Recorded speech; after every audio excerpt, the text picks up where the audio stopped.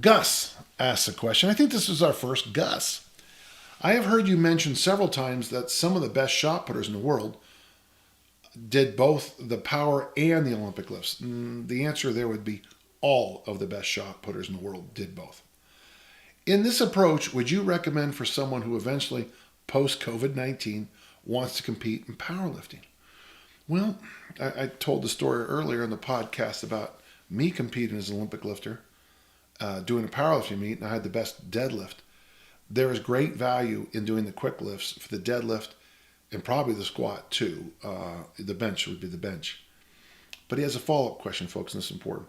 Or would you just say to follow a plan like what Jim Wendler outlines? Well, Jim's a much better powerlifter than I, but you ask a nice final question, Gus. You say, or do you have other thoughts? Yeah, my other thought would be to train the way Marty Gallagher teaches us.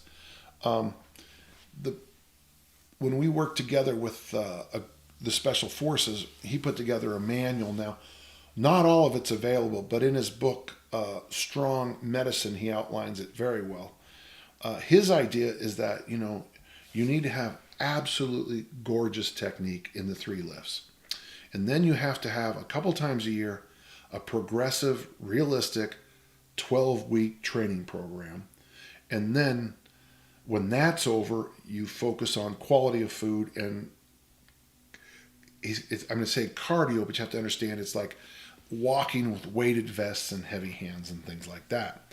I don't think you can go wrong with Jim Wendler or Marty Gallagher. I think those would be much better resources than me. Marty now has a blog called Raw, RAW, over at Iron Company. And of course, Jim Wendler has his own website. And if you go through his list of PDF books, I guarantee you're going to find one of them that's going to be just perfect for you. Good luck, Gus. That's a fun series of questions. I appreciate it.